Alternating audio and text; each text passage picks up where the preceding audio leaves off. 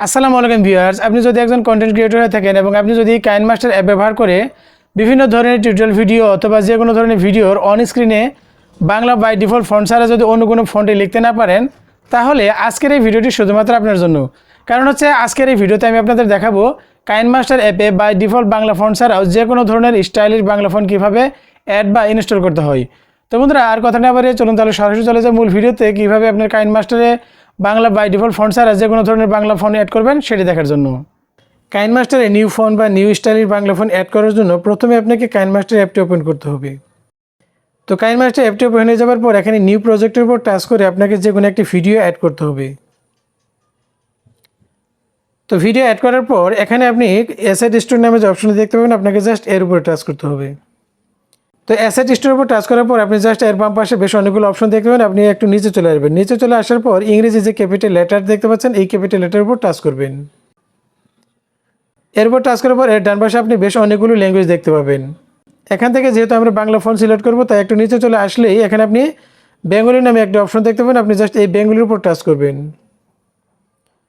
তো এখানে বেঙ্গলির উপর টাচ করার পর এর ডান পাশে আপনি বেশ অনেকগুলো ফন্ট দেখতে পাবেন। তো এখান থেকে আপনার যে ফন্টটি পছন্দ হয় সেই ফন্টের উপর টাচ করবেন। তো এখান থেকে আমি আত্মা নামে যে ফন্টটি রয়েছে এর উপর টাচ করলাম। তো টাচ করার পর আপনার যদি এর প্রিভিউ দেখতে চান, অর্থাৎ এই ফন্টের প্রিভিউ যদি আপনি দেখতে চান, তাহলে এখানে যে পিকচারটি দেখতে পাচ্ছেন এই পিকচারের উপর টাচ করবেন। তো পিকচারের উপর টাচ করার পর যে প্রিভিউটা রয়েছে এই প্রিভিউটা কিন্তু আপনি দেখতে পাবেন। তো প্রিভিউ দেখা হয়ে গেলে এখানে যদি আপনি এই ফন্টটি এখন ডাউনলোড করে ইনস্টল করতে চান, তাহলে এখানে আপনাকে ডাউনলোড করে আপনাকে ইনস্টল করতে হবে। তো এখানে আমি এই ডাউনলোডের উপর টাচ করলাম। তো দেখতে পাচ্ছেন যে এই ফন্টটি কিন্তু একদম সহজেই ডাউনলোড হয়ে গেছে। তো এখন আমরা এই ফন্টের মাধ্যমে লিখবো যে আমাদের ভিডিও অন স্ক্রিন লিখলে এই ফন্টটি আসলে কেমন দেখে। এখন আমরা সরাসরি ভিডিওতে চলে যাব।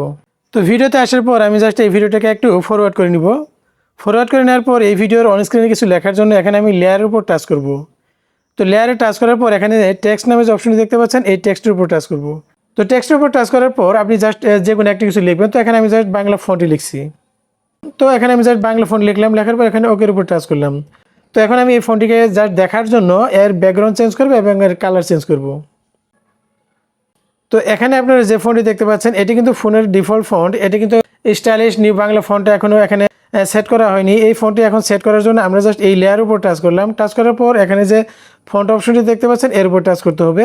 তো এখানে আমি এই ফন্টের উপর টাচ করলাম। তো ফন্টের উপর টাচ করার পর দেখতে পাচ্ছেন এখানে বাংলা কিন্তু সিলেক্ট করে আছে। এরপর আমরা যে ফন্টটি একটু আগেই ডাউনলোড করে ইনস্টল করলাম, সেই ফন্টটি কিন্তু এখানে আমরা দেখতে পাচ্ছি।